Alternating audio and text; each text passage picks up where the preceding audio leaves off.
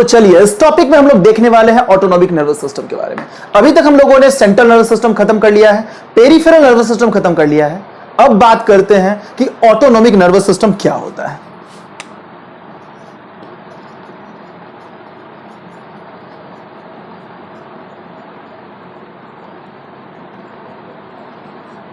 Autonomic nervous system actually जो नाम ये कह रहा है ऑटोनॉमिक, यानी कि ये जो वर्ड है ऑटो, यानी कि मोस्ट ऑफ द जो इसको फंक्शंस जो एराइज करेंगे ऑटोमेटिक वाले होंगे, ठीक है। और एक्चुअली ये क्या होता है कि इंडिपेंडेंट रहते हैं सेंट्रल नर्वस सिस्टम से, इंडिपेंडेंट रहते हैं सीएनएस, ठीक है। बट कंप्लीटली इंडिपेंडेंट हम लोग इसको नहीं बोल सकते हैं, क्योंकि ये जो क्या होता है कि जो इंपल्सेस सेंट्रल नर्वस सिस्टम से आता है बस इसको रेगुलेशन में ही ये हेल्प करते हैं, ठीक है। Regulate impulses arises from CNS, ठीक है। ये चीजें जो है ये होता है। अब क्या होता है कि ऑटोनॉमिक नर्वस सिस्टम वाले जो होते हैं अपने बॉडी में, वो सारे के सारे इनवॉलेंट्री फंक्शंस अपने बॉडी में जो भी होते हैं, इनवॉलेंट्री एक्टिविटी अपने ग्लैंड में, अपने मस्कुलर वाले पार्ट में या अपने कार्डियक वाले पार्ट में, मतलब बॉडी के जितने भी विजेरल ऑर्गन है उसमें जितने भी इनवॉलेंट्री एक्टिविटी है सबको देखना इनका काम है। यानी कि अगर हम बात करें तो जितने भी involuntary action, involuntary activity of the visceral organ control and coordinate by autonomic nervous system, इनके द्वारा जो है ये कंट्रोल एंड कोऑर्डिनेट होता है। इसके बारे में जब हम बात करें कि ये कैसा इनका अरेंजमेंट होता है और एक एग्जांपल देख लें कि ये कैसे कैसे जो है तो ये करते हैं, तो ये मान लेते हैं अपने मसल्स वाले जितने भी एक्टिविटी हैं, ग्लैंड वाले हो गए, कार्डियक वाले हो गए, जितने हो गए, किडनी वाले ले लेंगे, या जितने भी होते हैं अपने विसेरल ऑर्गन से रिलेटेड इनवॉलेंट्री एक्टिविटी, सबको रेगुलेट करने का काम बस इनका है, जिसको हम लोग बोलते हैं हम लोग ऑटोनॉमिक नर्वस सिस्टम। जी हां, तो चलते हैं अब हम लोग इसके बारे में देख लेते हैं कि जो ऑटोनॉमिक नर्वस सिस्टम होते हैं वो उनका जो है क्या क्या चीजें इनके मतलब कंपेराइज करते हैं ये लोग। तो ये सबसे पहले है कि ये तीन चीजें इनमें होता है, मेन कंपोनेंट जिसको बोल सकते हैं, three main component, three main component होता है। फर्स्ट जो होता है, फर्स्ट वाला जो होता है जिसको हम लोग बोलते हैं ऑटोनॉमिक गैंग्लिया, फर्स्ट ही लिख देते हैं ऑटोनॉमिक गैंग्लिया। ऑटोनॉमिक गैंग्लिया जो होता है ये प्रेजेंट होता है अपने जो स्पाइनल कॉर्ड होते हैं बस जस्ट उसके लेटरल साइड में जो है प्रेजेंट होता है, present at the lateral side of CNS, central nervous system, ठीक है। अब क्या होता है ऑटोनॉमिक गैंग्लिया, ये काम करते हैं रिले सेंटर की तरह, रिले सेंटर की तरह जो है इनका काम होता है। यानी कि स्पाइनल कॉर्ड मैं दिखाता हूं, स्ट्रक्चर से दिखाता हूं। स्पाइनल कॉर्ड से क्या होता है कि जो इंपल्सेस आते हैं वो आते हैं प्री गैंग्लियोनिक नर्व फाइबर से आते हैं, फिर इनके पास जाते हैं, फिर यहां से जो निकल करके ये जो है चीजें इंपल्स को फॉरवर्ड करेगा पोस्ट गैंग्लियोनिक नर्व फाइबर के थ्रू, जितने भी पार्ट अपने विसरल बॉडी के पार्ट उसके थ्रू करता है। तो ये जो है रिले सेंटर यानी मिडल पार्ट की तरह ये काम करता है। हम स्ट्रक्चर्स देखते हैं, उनमें हम लोग देखेंगे इसमें एक एक चीजों को। सेकेंड ये क्या करता है, दूसरा इनमें जो नेक्स्ट हम लोग फंक्शन देखिए क्या करता है, catch impulses from CNS and send to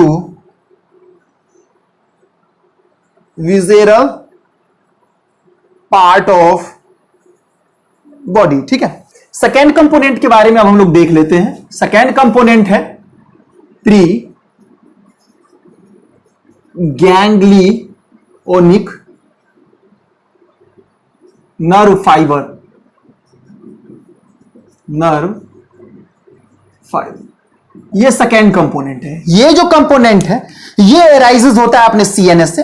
अगर हम मान ले, अगर एक छोटा सा एग्जांपल दे दे कि मान लेते हैं कि अपना सीएनएस है और सीएनएस यानी स्पाइनल कॉर्ड वाला पार्ट है और यहां से जो चीजें हैं एराइज होती हैं, यहां से एक एक नर्व जो है यहां से राइज हो रहा है, राइज हो रहा है, राइज हो रहा है, राइज हो रहा है, राइज हो रहा है, राइज हो रहा है। तो ये जिस पार्ट से, ये जो मिडिल वाले पार्ट से यहां पे मैच करेगा ये वाले पार्ट से, तो फर्स्ट कंपोनेंट है ये वाला, फर्स्ट कंपोनेंट जिसको हम लोगों ने ऑटोनोमिक गैंग्लिया बोला था, ये फर्स्ट वाला पार्ट है। ये जो नोड लाइक स्ट्रक्चर है, बल्ब लाइक स्ट्रक्चर होता है, ये अपना है ऑटोनोमिक वाला पार्ट, ऑटो बोल सकते हैं। और ये जो पार्ट हो गया ये प्री वाला पार्ट हो जाएगा, यानी कि जो स्पाइनल कॉर्ड से निकलता है, कहां से राइज होता है, एराइजेज फ्रॉम सीएनएस। मैं सीएनएस इसलिए लिख रहा हूं कि यहां पे ब्रेन और स्पाइनल कॉर्ड दोनों कंटेंट्स हो सकते हैं, ब्रेन के पार्ट से जो निकलेगा या जो स्पाइनल कॉर्ड के पास निकलेगा। जैसे सेंट्रल नर्वस सिस्टम दो चीजों को कंटेन करता है, एक अपना ब्रेन होता है, एक स्पाइनल कॉर्ड होता है।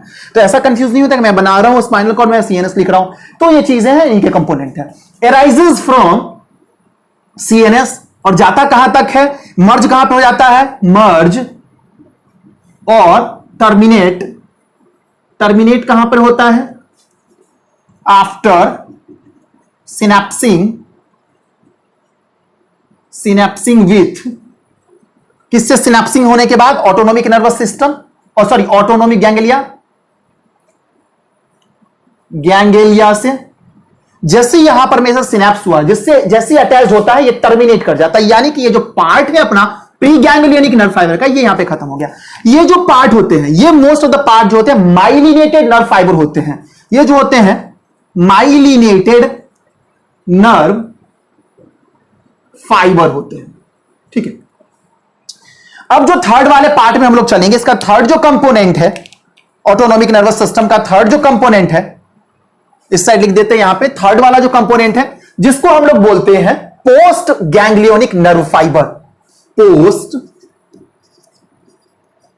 Ganglionic nerve fibre. Post ganglionic कहने का क्या मतलब है, ये प्री वाला पार्ट है, तो जो इससे निकलेगा आगे की तरफ, जो यहां से एक्सटेंडेड हो रहा है, ये जो पार्ट यहां से एक्सटेंड होगा उसको पोस्ट बोलेंगे, है ना, पोस्ट बोलेंगे। ऑटोनोमिक गैंग्लिया से पहले वाला होगा प्री और ये हो जाएगा पोस्ट, पोस्ट वाला हो जाएगा। यानी ये चीजें जो यहां पर में राइजेस हुई, तो ये कहां से राइज होंगी, राइजेस आफ्टर ऑटोनोमिक गैंग्लिया, ठीक है, गैंग्लिया से एराइजेस हुआ है। अब ये चीजें क्या होगा, यहां से जैसे एराइजेस हुआ, अब ये चीजें कहां तक चली जाएंगी, ये चीजें एराइजेस होकर के बना देंगी क्या, यहां तक हो गया। अब ये जो होगा क्या करेगा, एंड ट्रांसफर सिग्नल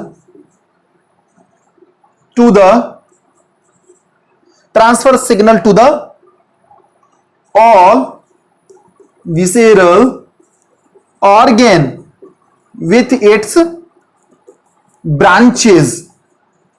ये भी बाद में ब्रांचेस में, अलग अलग ब्रांचेस में है जो यहां पे टूट जाते हैं, तो ये ब्रांचेस के थ्रू जो है अलग अलग विजुअल ऑर्गन में जो है ट्रांसफर करता है अपने इंपल्सेस को, ठीक है। तो ये सब सारी चीजें होंगी। और इनमें क्या होता है कि यहां पे देखा कि हम लोग माइलिनेटेड नर्व फाइबर के पार्ट होते हैं, तो यहां पे क्या हो जाएंगे, नॉन माइलिनेटेड वाले, non myelinated axon part, axon part, axon part जो है इसमें आएंगे। यानी कि मान लेते हैं कोई चीजें यहां से स्टार्ट हो रही हैं, तो यहां से स्टार्ट होते होते होते यहां तक जाएंगे, यानी most of the cell body इसमें आएंगे। और सेल बॉडी आए, डेंड्राइट्स यहां पे आ गए, सेल बॉडी आ गए, अब यहां से जो होगा एक्सॉन वाले पार्ट आ गए, ऐसा मान के चलते हैं हम लोग। ये अगर हम लोग स्ट्रक्चर यहां पे हम बना दें तो देखिए कैसा लगेगा। एक हम मान लेते हैं कि न्यूरॉन का स्ट्रक्चर अगर हम लोग यहां पे छोटा सा ड्रॉ कर देते हैं, ठीक है, ऐसा देखिए। अब ये वाला पार्ट क्या होगा, डेंड्राइट्स वाला पार्ट हो गया जो यहां से कैच कर रहा है डायरेक्टली अपने यहां से। ये वाला पार्ट सेल बॉडी वाला जो पार्ट हो गया, ये हो गया ऑटोनोमिक गैंग्लिया वाला पार्ट हो गया। और ये जो पार्ट हो गया यहां से जो निकल के जा रहा है, ये एक्सॉन वाला, यानी कि ये हो गया माइलिनेटेड पार्ट, ये भी हो गया माइलिनेटेड पार्ट, ये हो गया नॉन माइलिनेटेड वाला पार्ट हो गया। फिर यहां से सिग्नल्स निकलेंगे यहां से जो है एक्सॉन इंड होते हुए और अलग अलग ब्रांचेस होते हुए अलग अलग विजुअल ऑर्गन तक जो है सिग्नल्स को ट्रांसफर करने में हेल्प करेंगे। तो ये सब चीजें हम लोग ने देख लिया। और यहां पे जो अपना ऑटोनोमिक गैंग्लिया है ये रिले सेंटर की तरह काम करता है। ये पोस्ट हो गया, प्री हो गया। अब हम लोग जो बात करेंगे, जो ये पार्ट है अपने ऑटोनोमिक नर्वस सिस्टम के, ये क्या होते हैं, तीन अलग अलग जो है फिजियोलॉजिकल एंड स्ट्रक्चरल बेसिस पे तीन अलग अलग फंक्शंस को, मतलब सॉरी दो अलग अलग फंक्शंस को एराइज करते हैं। एक हो जाएगा, अगर हम बात करेंगे इनके बारे में, तो फर्स्ट जो होगा दो अलग अलग नर्व को जो यहां से एराइज करते हैं, ये physiological on the basis of physiology and structure, physiology and anatomy के बेसिस पे जो होगा दो टाइप के नर्व यहां से राइज होंगे, दो टाइप के जिनके फंक्शंस अलग अलग होंगे। एक हो जाएंगे सिंपैथेटिक सिंपैथेटिक नर्व, दूसरा हो जाएगा पैरासिंपैथेटिक नर्व। ये सब चीजों के बारे में हम लोग डिटेल में पढ़ने वाले हैं एक एक करके।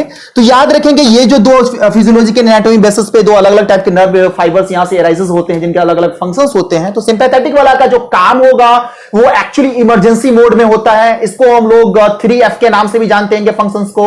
एक होता है फियर, दूसरा होता है फ्लाइट, तीसरा होता है फाइट। यानी या तो जो पहला डर हुआ तो हम लोग क्या करते हैं, या तो हम लोग भागेंगे, नहीं तो उससे फाइट करेंगे, उससे स्ट्रगल करेंगे। तो इनको सिंपैथेटिक वाले उसमें आते हैं 3F वाले फैक्टर में। जो पैरासिम्पैथेटिक आते हैं वो जब काम करते हैं, जो हेल्प करते हैं, वो होते हैं क्या बोल रेस्ट एंड डाइजेस्ट वाले फंक्शन को ये अप्लाई करते हैं। ठीक है, या तो जब हम रेस्ट फेज में रहते हैं तो ये जब काम करते रहते हैं नॉर्मली, या डाइजेस्ट पीरियड में जो काम करते रहते हैं वो इनका मेन फंक्शन होता है। तो ये जो दोनों के दोनों हो गए अलग अलग न्यूरोट्रांसमीटर के थ्रू काम करते हैं, वो अलग अब एक एक करके डिटेल में देख लेते हैं इनके बारे में।